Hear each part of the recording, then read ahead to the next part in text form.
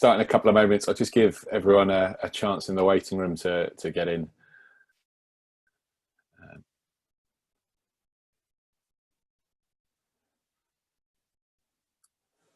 Okay, I think we've got a couple more registered, but to kind of keep things moving along, I'll kick off and make some quick introductions and introduce the seminars again. So thanks everyone for joining. Obviously, this is the latest in the series of webinars organised by the NextGenPSF project, and we've been looking at the nature of tech in AI, or tech and AI in law and accounting over the last few weeks. And the focus of today's session is really about preparing and educating the next generation of lawyers and law workers particularly. So we've got some great speakers today, and I'm very much looking at handing over, kind of hearing from them. Briefly, before I do so, just to tell you a little bit about the project of which this webinar series is a part. So we're funded under the industrial strategy, particularly the AI data economy strand, looking at professional services and the next generation of professional services in particular.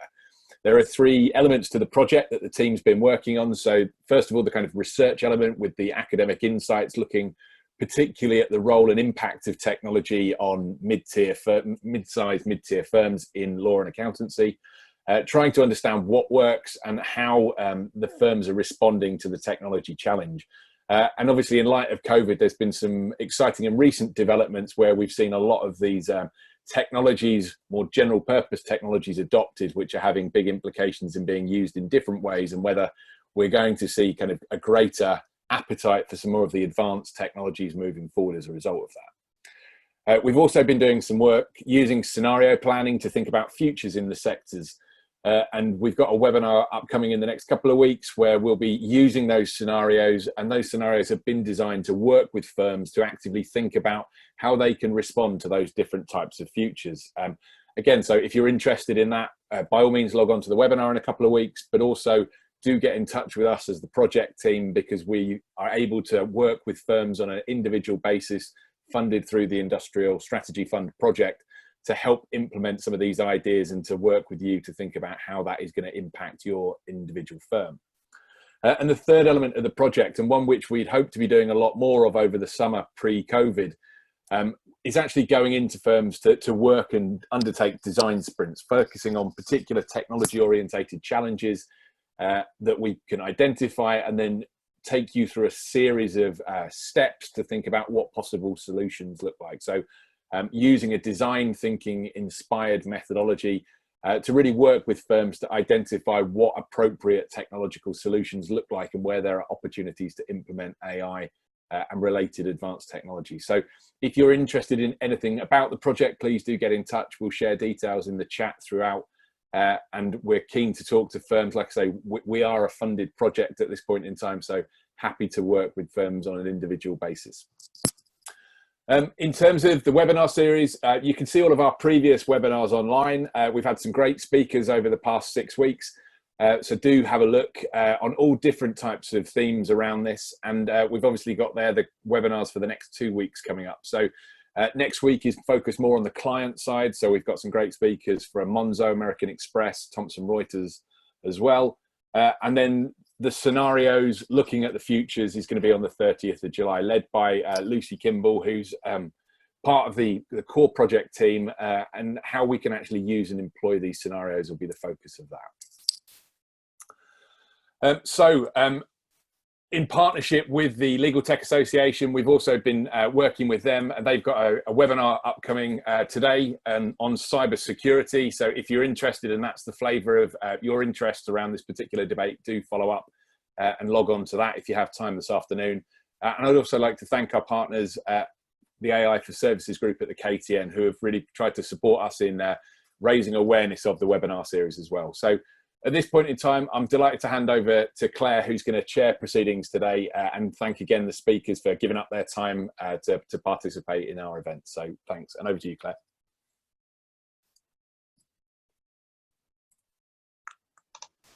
Okay, just unmute myself. Okay, so just going to introduce the speakers and welcome everybody to this event today. First of all, there's Andrea Marshall, And I've worked quite closely with Andrea on the Manchester Legal Tech Initiative, but Andrea has worked at Freshfields for just over 4 years now in the innovation and legal technology operations and project management, and she now leads the resource management for the Global Centre in Manchester. We're also hearing today from Jonathan Patterson, who is the Managing Director and Head of Development at DWF Ventures. And JP, as he's known to most people, is a pioneer in innovation in the business of law and has particular expertise in design, including service design.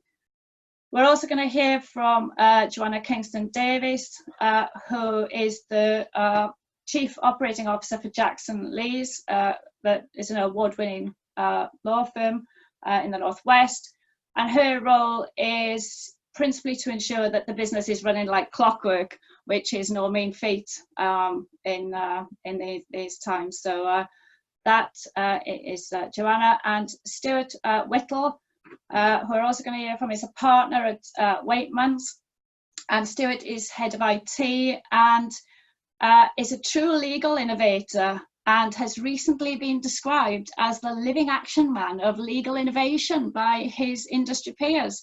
So what an accolade there for Stuart. And John Haskell, who I also work very closely with because he's a senior lecturer at the University of Manchester. And he's also a member of the University of Manchester's Legal Tech Initiative. And he co-directs the Manchester International Law Centre as well as teaching and developing the many different legal tech courses which the law school offers. So they are each going to talk for around 5 minutes each, and we're going to have lots of time for questions and answers at the end of the session today.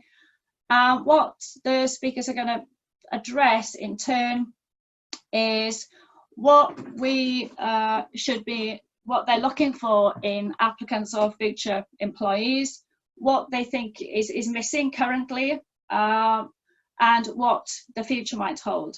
So hopefully we'll have an interesting discussion at the end as well once we've heard from all the speakers. So if I hand over to Andrea first, and we'll hear from Andrea.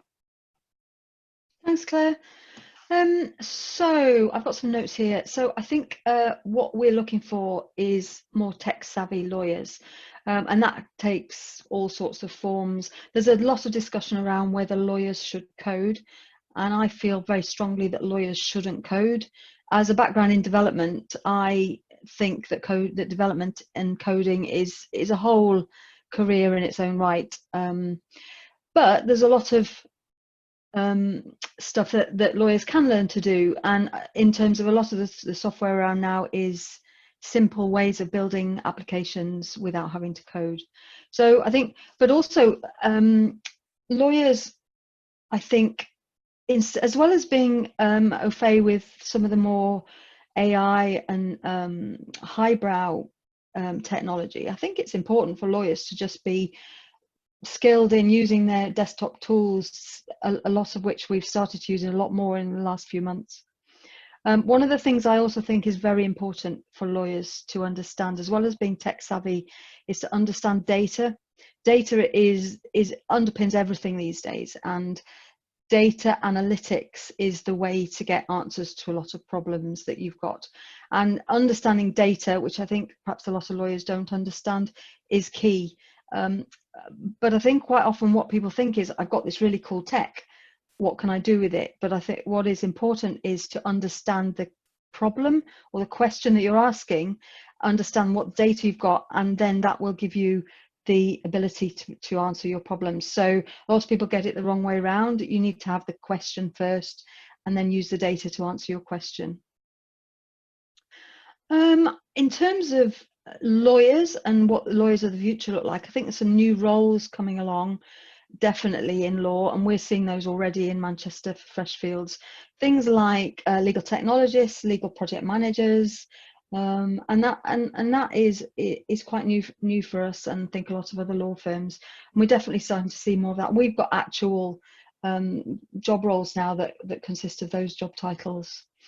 And I think in the future as well, what we're going to see with law is we're going to see teams of not just lawyers, but lots of multifunctional teams. So you're going to have teams consisting of legal project managers, technologists, lawyers, obviously, legal technologists, solution architects, maybe even developers possibly, and even creative types such as design thinkers, problem solving type people.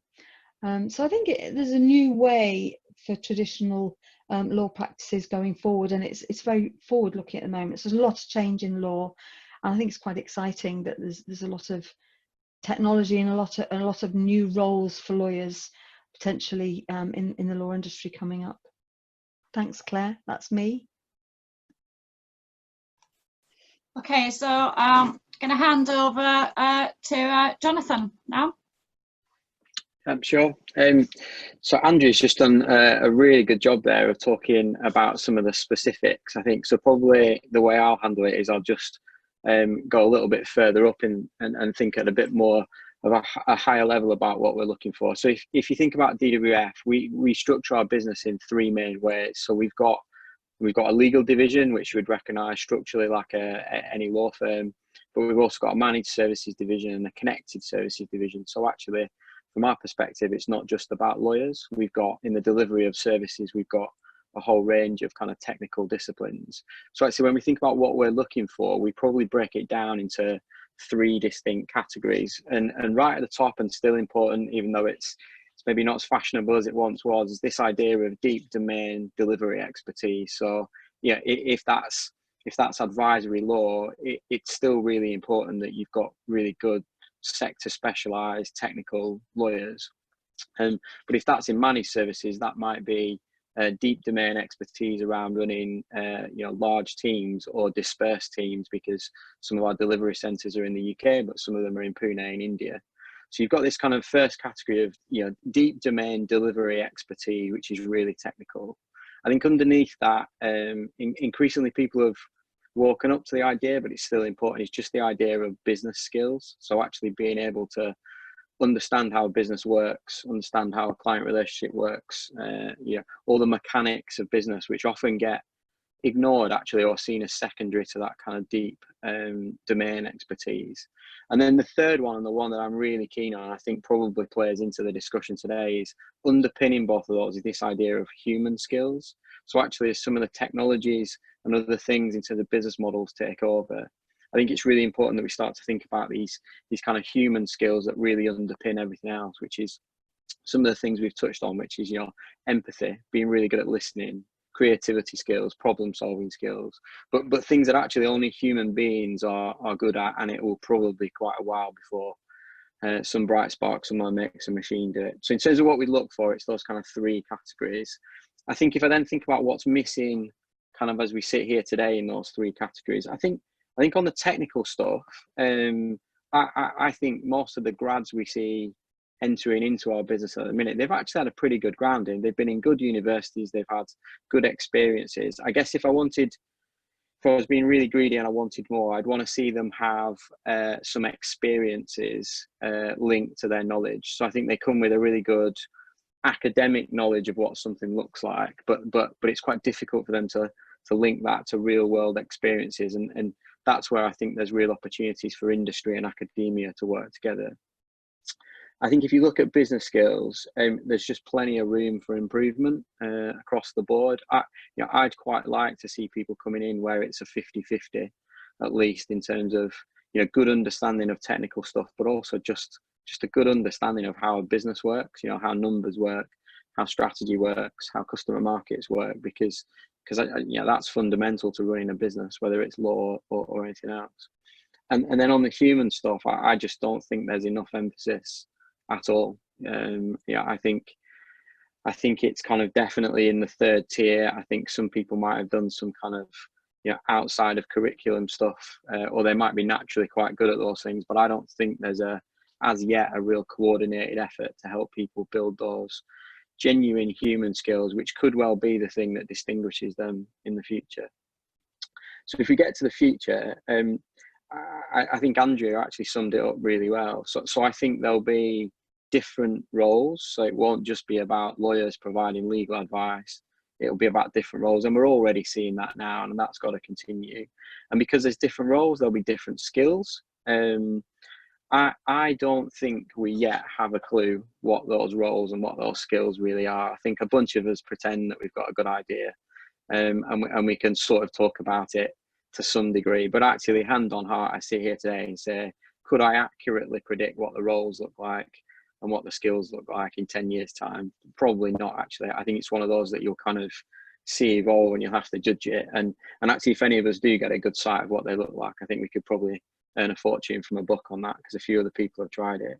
And I think the future bit for me is I do think we'll see that shift. I think a lot of the technical domain and business skills, you know, will become important, but actually them being underpinned by this idea of real human skills. You know, like Claire, you know, I'm a big fan of creativity as a skill and teaching people how to do it. I think we need to see more of that in the future. And Andrea's absolutely right that we'll see multidisciplinary and team-based skills, because actually it's really difficult for one individual to have all of those skills in one packet. So I think it will be about forming teams.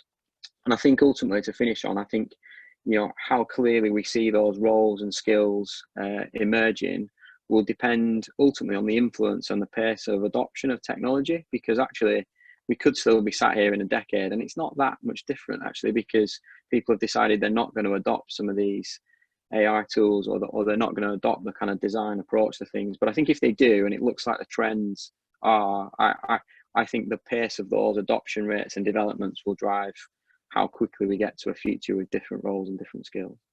So that would be my view. Back to you. Great, thanks, Jonathan. Right, so I'm going to hand over to Joanna now. Hi everyone. So I'm actually going to pick up on what JP just said, because I think it's really interesting, that point about not having the crystal ball, and for us that's very much a part of the way we look at things. So we feel very much that we're in an infinite game. To quote Simon Sinek, we're looking for people and lawyers particularly who are agile and who understand that there isn't an end goal, there isn't an end point, it's an ever evolving journey, and we're in the chapter of the journey, and then we move on to a next chapter and a next chapter. So I think for us, picking up on what JP said, that's absolutely crucial, because it's so important that people don't look for a kind of very stilted, very narrow view of where they're going, which has probably been one of the key challenges with the legal sector in the past, is people have quite a narrow view of where it's going and see more endpoints, whereas it's just ever evolving. And it's so important to find lawyers who really understand that, who buy into that, and who want to change themselves and better themselves and move as things develop. So just to rewind, as Claire said in the introduction, I'm Chief Operating Officer of Jackson Lees, but our parent company, MAPT, which stands for Making a Positive Difference, is actually an investor into legal services. And the view we take very much is that providing legal services is almost, the fact that we do law is almost incidental. We're a human to human business, and whether we work with businesses or whether we work with individuals, what we're looking for is people who really embrace that ability to engage with people. Technology is a facilitator and always will be, and we can kind of ramp that up to the extent that we need to. But for us, an absolute key point in terms of what we look for is emotional intelligence, is people who understand that agility, that moving and that meeting people where they want to be met. And by that, I mean both clients and people within the team. So for us, that absolute sense of purpose in terms of what people are doing, where they want to go, understanding themselves, understanding what makes them tick, allows them then to meet our clients in the best possible way. So to be able to collaborate with clients, we need people who really, really understand that actually everyone's different, everybody has different requirements, everybody wants to be approached in a different way that's unique to them. So we're doing an awful lot, and technology is very much a facilitator here to look at how we meet our clients in the best possible way by understanding their preferences, understanding how they want to be communicated with, and treating them as individuals. Tied into that, I guess, is the efficiency, that's where the technology needs to work for us to the extent that clients want it to work. Some clients do want a very technologically enabled solution. others want the value add of the human interaction, and the technology in the background can facilitate that to free up lawyers' time. But in terms of what we want our lawyers to do, we want them to be able to work with that technology really, really effectively. But most of all, we want them to have that sense of team, that sense of collaboration, both with their colleagues and with their clients, so that they can bring the best value to the clients and find a solution that really fits with the client. For us, that sense of purpose, that really understanding what makes somebody tick is just crucial, and always will be to an extent. That's our client base. I think, you know, it's so important that people understand who their client is, who the end user is. But that's why for us, that emotional intelligence piece around being able to not adopt a one size fits all, not just fit into a sort of fairly robotic workflow model where you apply something regardless of what solution someone wants, is completely key. Communication tools, again, technology facilitates that. Some people want communication on their phone, other people want to see people face to face. We're obviously in a world of lockdown now where video conferencing, we've all kind of got a bit Zoomophobic to an extent because it's too much and people want that 3D interaction. So the ability for us to lawyers to step back and actually realize that it's taken for read that they're good lawyers, that what they do and their technical knowledge is there, but actually the true kind of value harness for us is people who move with that and understand it and apply it in the best possible way. How do we find what we're looking for? We have culture chats with people. So when we're recruiting, and, you know, back to JP's point about the teams and Andrea's point about the multidisciplinary teams, we recruit people based on their sense of purpose and how we can see that agility in them and that ability and that desire to keep learning, to keep moving, to understand that things change, that things move. That for us is the way we run our business, and that's how we make a positive difference to our clients and how we'll continue to do so. As I say, for us, the technology is very much the facilitator that allows us to add the value rather than the other way around. So that's me. Okay, great, thanks. Very, very interesting, Joanna. So, okay, so I'm going to hand over to Stuart now. Thanks, Claire. Yeah, I don't take myself terribly seriously, as Claire's quote that she dug out illustrated. If you know the guy who I quoted, you'd realise it was slightly tongue-in-cheek. I haven't practiced law now for 17 years, but I did have 10 years practicing as a professional indemnity lawyer. And so I have experience of passing through the academic system, albeit it is quite literally more than half a lifetime ago, sadly. I've also had responsibility for our HR function for 8 years more recently. And that included involvement in our graduate recruitment and actually been involved in selecting some of our trainee cohorts over the years. Frankly, when I joined the profession 27 years ago, it was enough to be a good lawyer. The law firm business model was pretty straightforward enough that even lawyers could grasp it, and it was pretty difficult to make a mess of it. The work coming in was proportional to the numbers of lunches, dinners, golf matches that you had, and the most difficult conversation you ever had with your clients was once a year phoning them up, telling them you were putting the hourly rates up by 10%. That's assuming you even had the courtesy to tell them at all, rather than just let them find out when you sent a bill. Not that, to be fair, bills were actually broken down to that level of detail back then, because that was a bit, it seems a bit demeaning for the lawyers. So the law degree that I did, or the common professional exam, and then in my case, the elegantly named Law Society finals exams was in theory sufficient for you to do your job. And yet, even in 1993, when I rocked up, and this was me on my first day in work in a far too big for me double-breasted suit, and as you can see from the expression in my face, I was really relishing joining the rat race. Previous 4 years study just hadn't prepared me at all for working. So whilst I had a great time at university, frankly, despite that I got a pretty good degree, and even when being a good lawyer was enough, for all the education that I had, I turned up to work pretty useless. And that came as a bit of a disappointment to me, a bit of a shock to me, particularly when I sort of compared myself to our court clerks. They hadn't been to university, they hadn't spent the last 4 years studying, but they had spent the last 4 years doing the job, and they were far better at it than I was. And this was back in the days when fees were paid for, frankly, and you could get maintenance grants. The experience I had over the years interviewing and recruiting our graduates is that their higher education experience hasn't altered that much in broad terms, in terms of how it helps them prepare for the world of work. And this is against a background for me where the world has changed. It has become more complex. The business of running a law firm has become more complicated. The demands and expectations of our clients have, and to be fair, quite rightly so compared to what we used to do, become more complex and more demanding. And to be successful in the business of law, I just don't think it's simply enough to be a decent lawyer anymore. You've got to have more than that. So I think my fear is, with apologies for those of you in the higher education arena, that a lot of the people that we see, they're coming out of the system with tens of thousands of pounds of debt and without the skills they need in order to enter the workforce successfully. And I think there's a real disservice to them. I'm now about to start to echo what Andrea and Jonathan and Joanna said in terms of, as a general statement, there are a whole raft of disciplines needed in our legal business these days, and there are all sorts of different disciplines, and I think Joanna and Andrea worked through a few of them.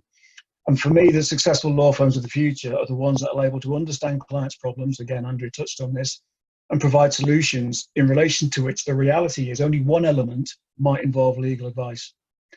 And the good lawyers for me are the ones who will succeed will be the ones who have who can have those conversations with clients. JP touched on this, and understand the people, and understand that there are people within their business with different skill sets that they need to bring together to form multidisciplinary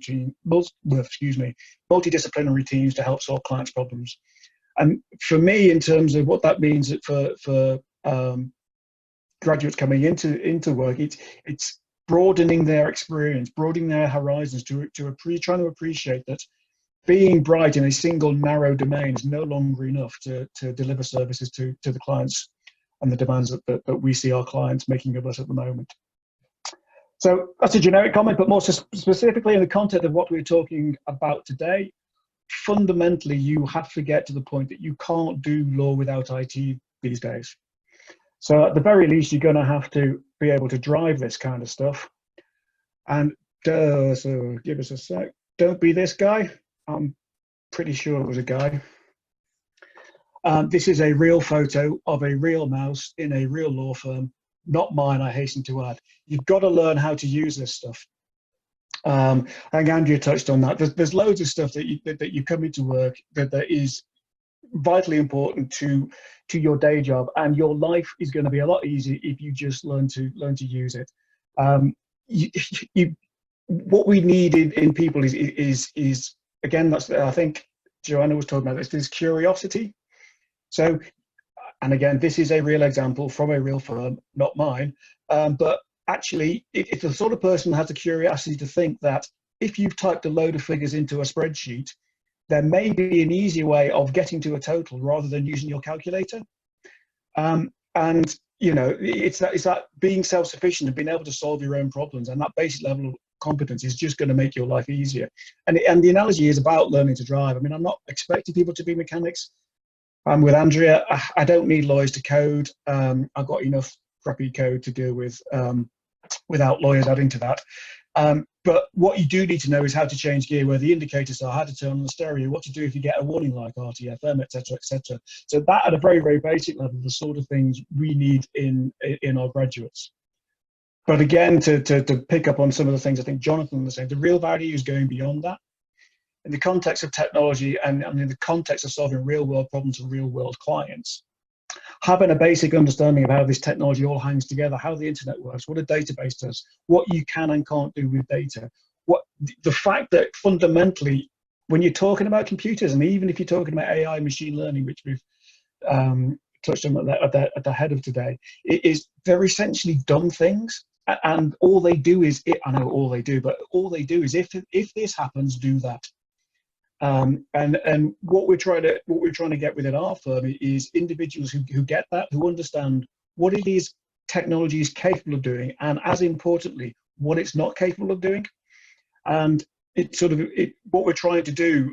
What I would like, so my wish list out of sort of higher education is being able to broaden the people who are going through that education, broaden their understanding of the world, and particularly technology. And that's what I hope the higher education system can continue its journey in addressing some of that. I know there's been lots of good work in Manchester around that, which probably is a good point to hand over to John. Yeah, so yeah, but over to John now, so that John can perhaps fill in some of those gaps. So over to you, John. Hi, everyone. Yeah, thanks, Stuart. Just for everyone here, I've spent some time with all the colleagues who are sharing today, and that's been a really that's been a special sort of space. And even now, listening to you, sort of taking and internalizing some new things, like for example what you were talking about, Stuart. Thanks for that. So we're interested in. It seems like we're in a moment where we're rethinking how we prepare the next generation, both in terms of moving into the workforce and also more generally meeting a lot of challenges that are going to be facing society: climate change, new sorts of threats, pandemics, you name it. And digital technology seems an important phenomena in that effort. The challenge with the digital technologies is that it's hard to cut through a lot of the noise.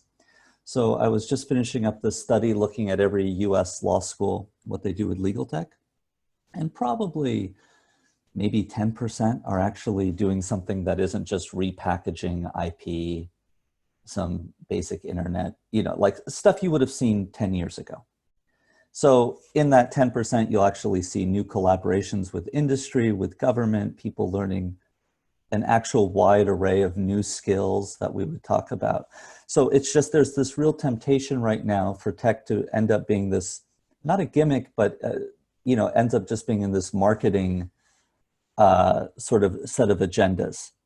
And so the challenge has been, how do we not do that and actually build, seize on the opportunity to really build working relationships between higher education, government, and industry, and different stakeholders there, and also seize on this moment where there's some openness within traditional, sort of pretty fixed industries, whether that's higher education or legal services, to do something different, more efficient, and maybe even have some fun.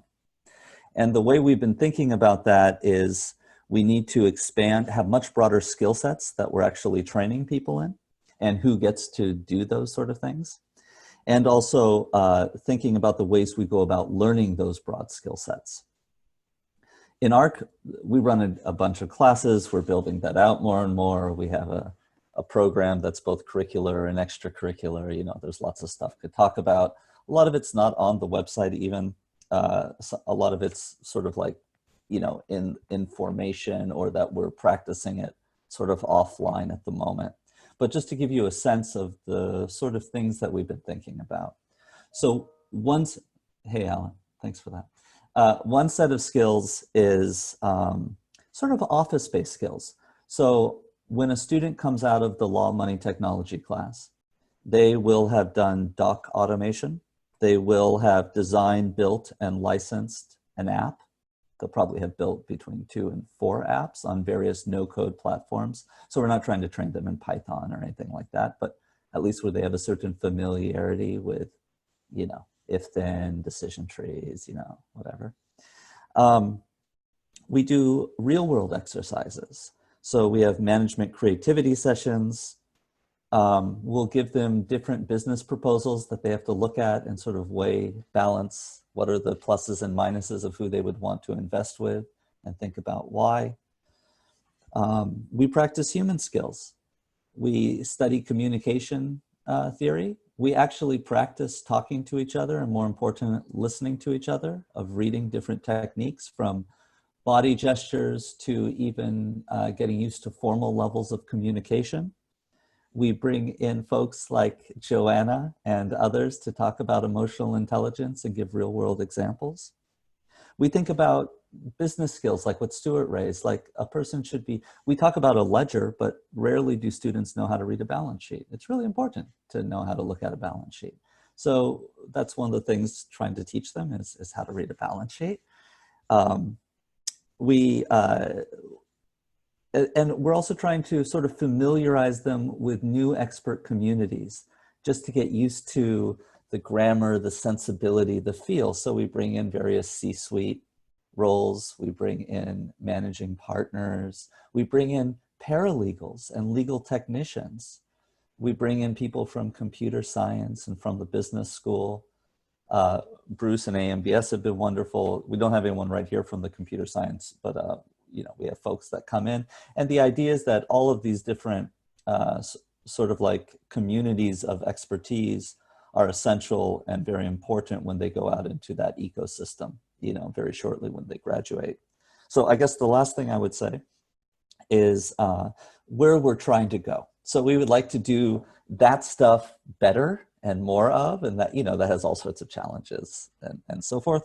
But just picking up on two things that we hope that we haven't done well enough and we're trying to do. One is JP brought up the idea of experiential learning. So we're very interested to partner with colleagues to, you know, we're trying to create a talent academy.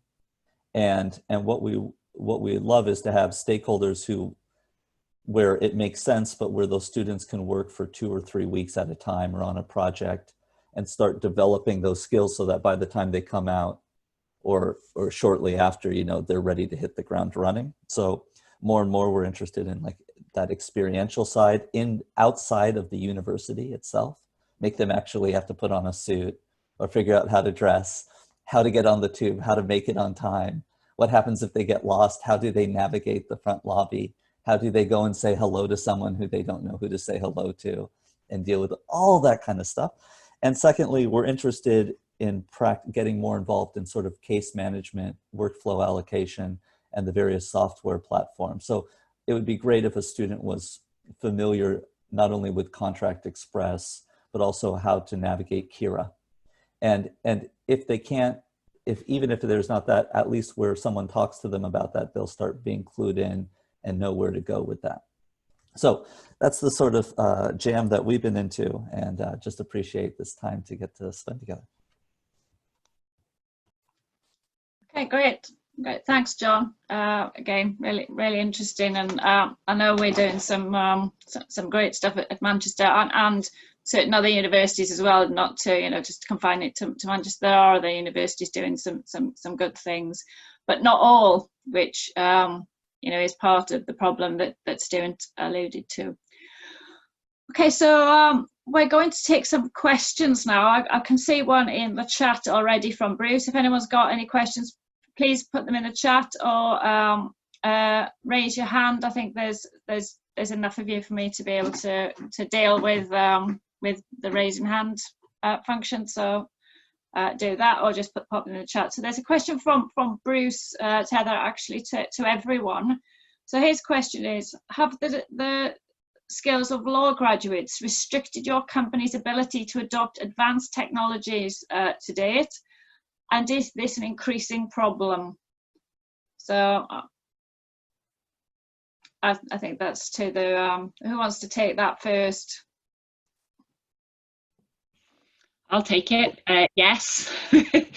I think I come back to the point that the education tends to be pretty narrow, and it's so much music to our ears to hear John talking about students, you know, developing apps and the wider education that they're getting. It's so much more holistic, and it's just so much broader and so much more life equipping, I guess, let alone law. But yes, my answer would be yes. Is it an increasing problem? I don't know that it's increasing. I don't think it's decreasing just yet either, though. Okay. Yeah, I say something similar in the sense that yeah. it's not got any worse, but there's this, a lot of sort of partners my age, so late 40s, early 50s, they have this kind of assumption that because you're 20, you'll come in knowing all about technology. That doesn't happen, frankly, in my experience. So it hasn't got any worse, but we're not making things any better. Expand that, actually, Bruce. Andrea, for your question, I'd expand that to graduates generally, not just law graduates, obviously, because most people come in particularly to fresh fields. So, Andrea? I think what we're finding is that, for example, paralegals, if they've got an interest and they learn themselves about particular technologies, and they show an interest in moving into the the legal technology roles. That's sort of where we're getting people, but we're also finding now that recruitment is tricky, but there are people out there. I think what's happening is, though, that the legal technologists are just doing the rounds. They're going around all our firms, really, and it's getting to the point where they can almost name their price, because they're in very hot demand. Okay, Stuart, do you want to add to that?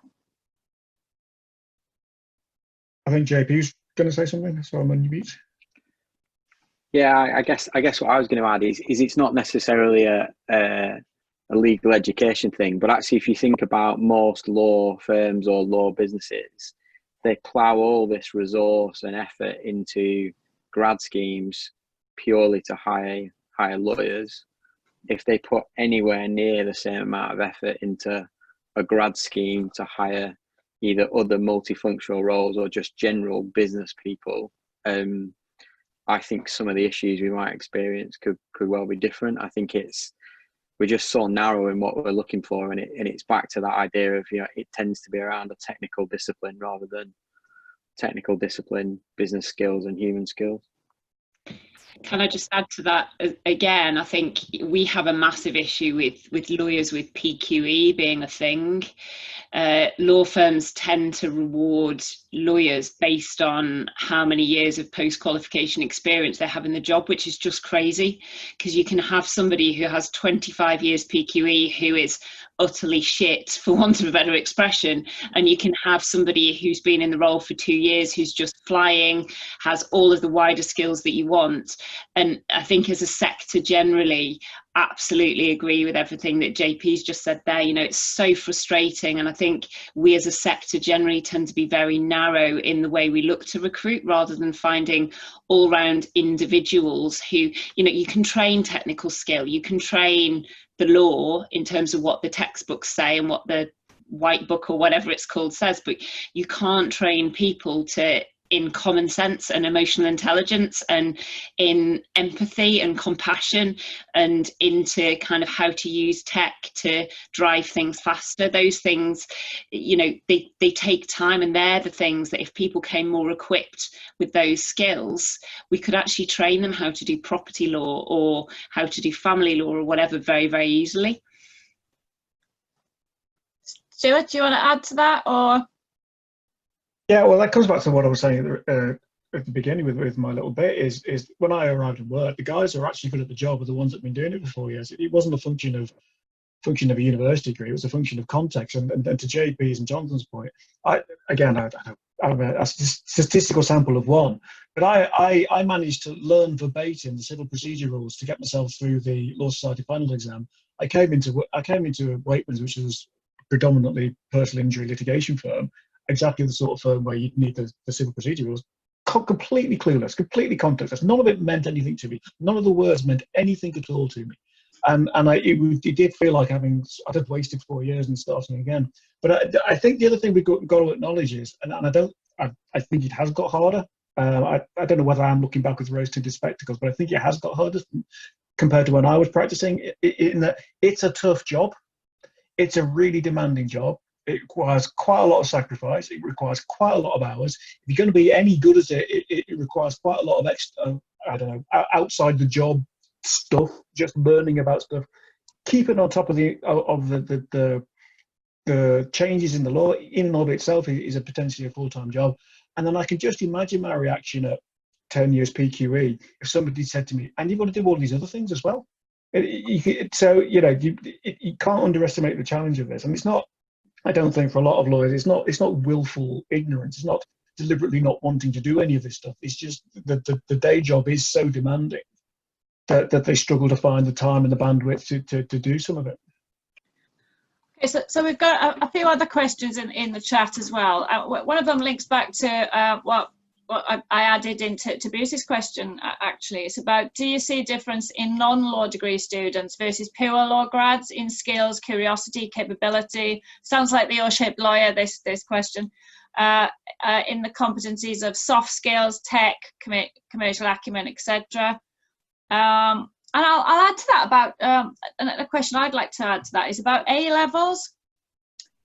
whether you know, Bruce has mentioned about the science versus arts, and I'm wondering what you think about things like maths, project design, you know, all of these, you know, some of the creative, different kinds of A levels that graduates come in with. If you see that, or if you haven't paid attention to it at all, about the employees you see coming in. So don't know who wants to take that one.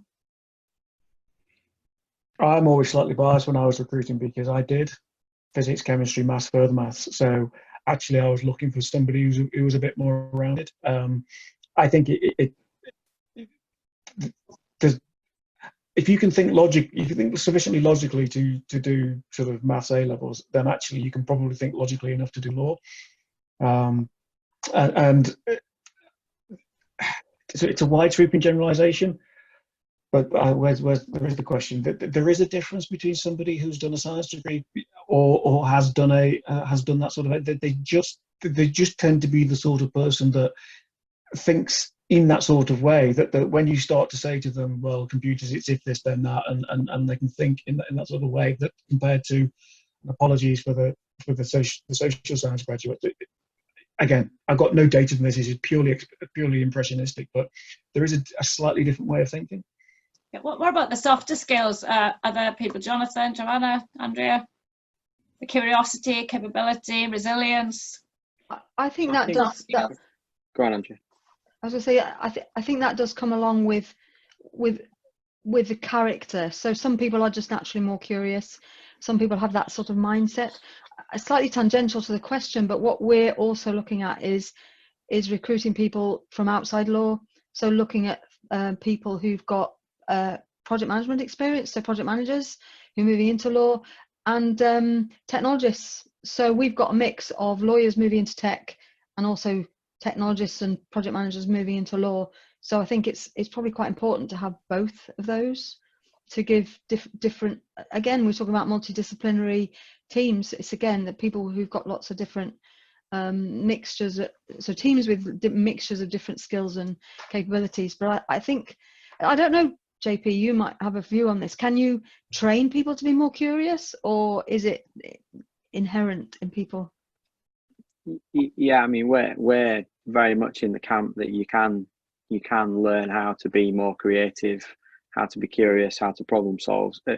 Quite a lot of it is actually just a management process that you can learn. I mean, some innate characteristics help you get there quicker, but I don't think, you know, I don't think you can't learn it. And I think building on what you said, again, a bit like Stuart, it's a unscientific sample of one, but I think the graduates that we get that I think stand out are the ones that have had quite a broad-based subject in their learning. So not just technology, or not just law, or not just one particular linear subject, but actually the ones that have got kind of multiple subjects or multiple areas tend to grasp things quicker. And then I said it earlier, but the other thing is actually the graduates we get that manage to mix what they've learned and studied from a knowledge perspective with real life experiences stand out a mile off. So the ones that have made really good use of,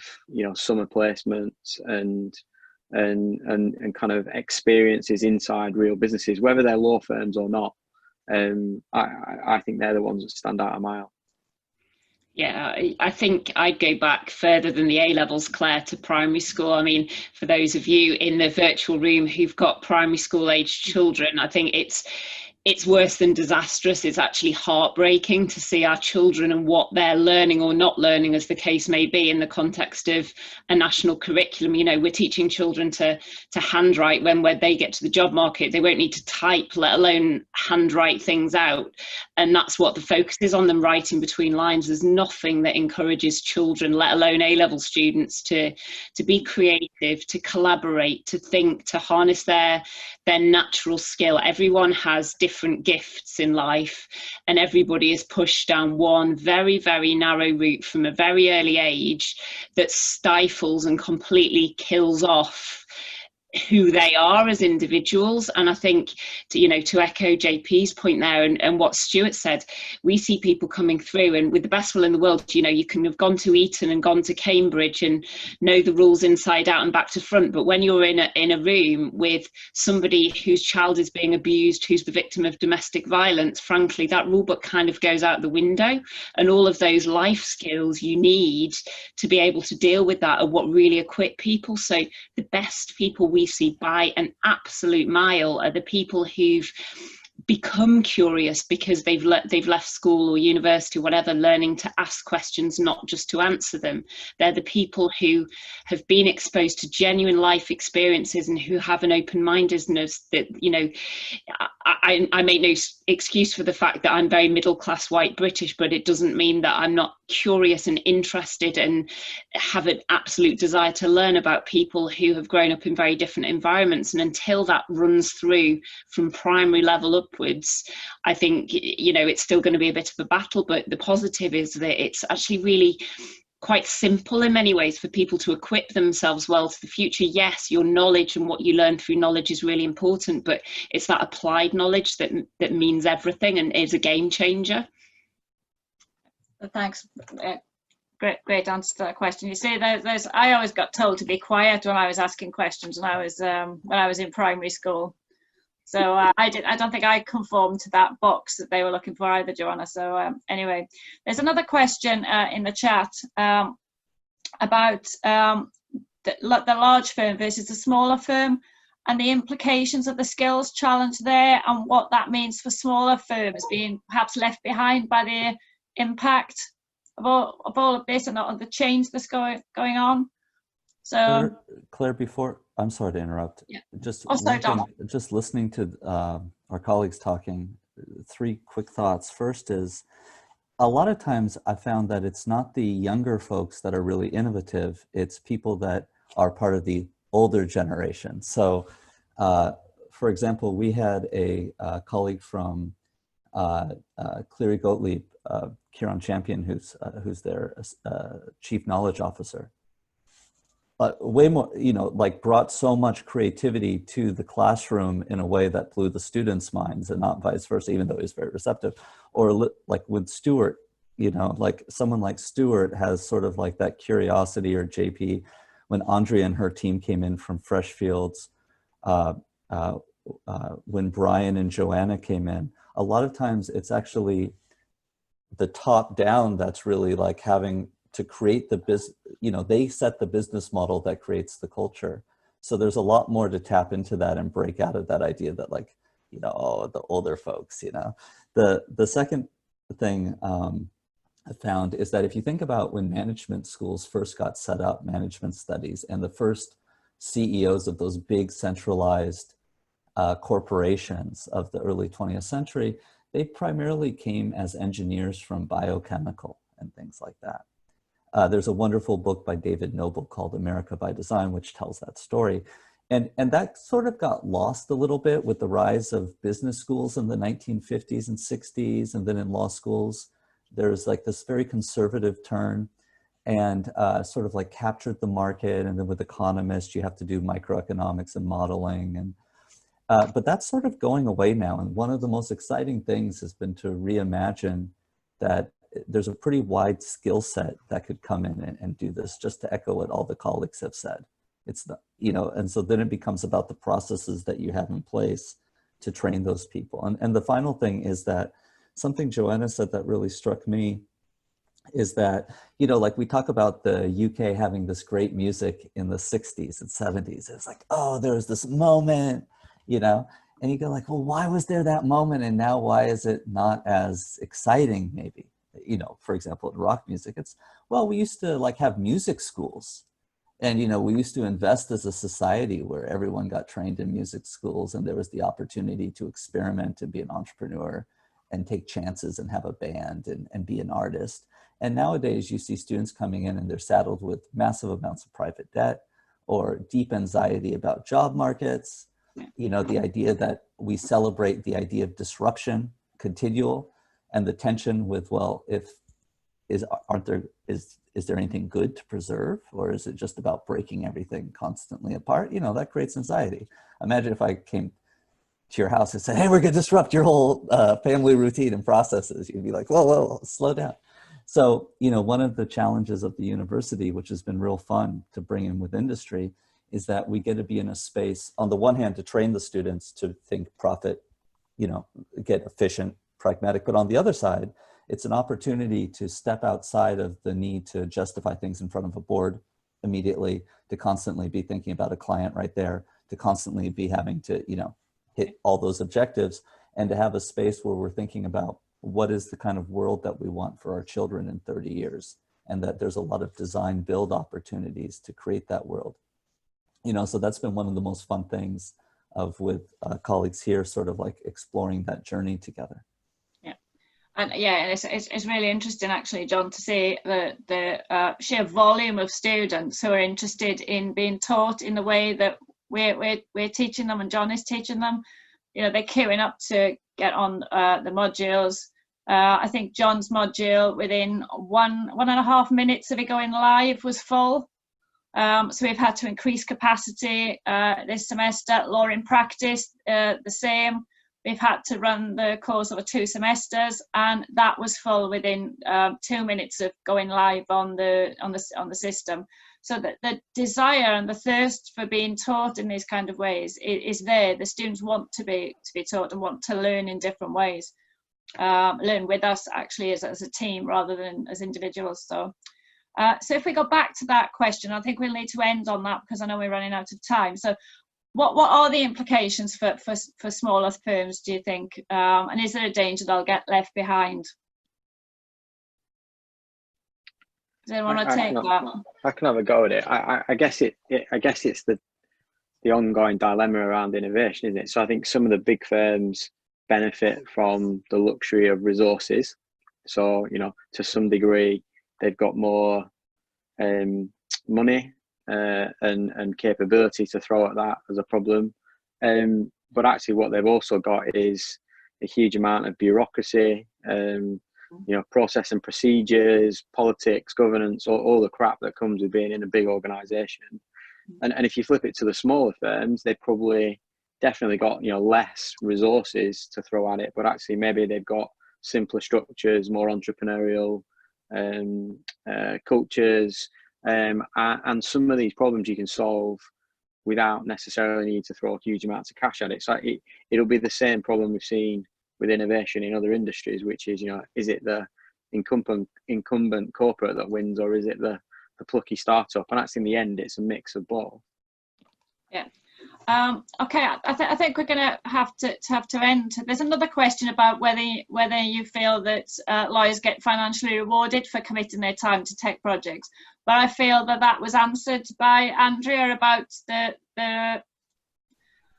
people that are involved in tech projects and are trained in this are basically headhunted by other firms and are highly sought after. Would that be your take on it or not? Just to end, I don't want to make people feel like I haven't answered their questions. My take on it is within the legal sector at large, there's a lot to do that stops rewarding lawyers on the basis of 6-minute units and chargeable hours. So as a sector, I think we're miles behind and there's a long way to go. Okay, right, okay. And I think we're going to have to end there. And I'm going to hand back over to Bruce to end things, and it's been absolutely brilliant to hear from you all. As John said, you know, I'm involved in the Legal Tech Initiative, and I've learned some new things today and gained some valuable insights. I'm designing my new courses, so I've been frantically taking notes about all the different things I should be teaching my students. Back to Bruce, and thanks everyone. Brilliant discussion. Okay, so thank you very much, Claire, indeed, for chairing the session, and thanks to Andrea, Jonathan, Joanna, Stuart, and John for being our panelists. Thanks also to all of you for participating in the webinar. I think it's really interesting the sort of strong emphasis you're putting on people skills, right? So I think we do tend to have this problem that we kind of think a bit too much about technologies first and then finding places for them, rather than think about people, processes, what businesses do. That's why I'm a big advocate of design thinking, because I think it puts puts the kind of the opportunity first, and then thinks about how you resource that with people and technologies. But so thank you very much indeed for everyone, and the UKRI for funding our project. As Tim said, there's be another webinar next week, so please join us for that. Thank you all. Take care. Bye-bye. Bye.